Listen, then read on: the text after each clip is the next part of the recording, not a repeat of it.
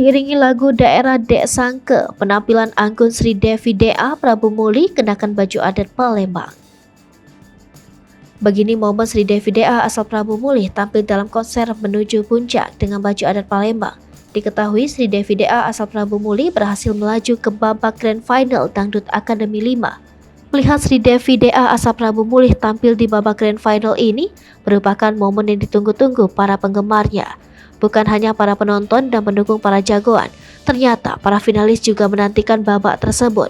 Kontesan Dangdut Akademi 5 Indosiar yang berhasil lolos ke babak grand final yakni Sri Devi dan Ebi. Sri Devi DA berasal dari Prabu Muli akan bertarung dengan Ebi yang berasal dari Bima. Keduanya pun sudah mempersiapkan penampilan terbaik untuk momen spesial tersebut. Baik Sri Devi maupun Ebi berusaha menampilkan yang terbaik dan bersaing secara totalitas. Konser menuju puncak pun digelar tadi malam untuk semakin mengenalkan sosok para grand finalis. Keduanya tampil berkarisma mengenakan pakaian adat dari daerah masing-masing. Konser menuju puncak yang berlangsung tadi malam sukses dihadiri oleh deretan bintang dan para sahabat. Mereka akan mengantarkan sang calon juara Sri Devi Prabu Muli dan Ebi Bima melangkah menuju pertarungan grand final Dangdut Akademi 5. Acara ini juga dimeriahkan oleh penampilan spesial dari juri DA5, Akademi DA5, dan bintang tamu spesial lainnya. Lagu Dek Sangke merupakan lagu daerah yang berasal dari Provinsi Sumatera Selatan.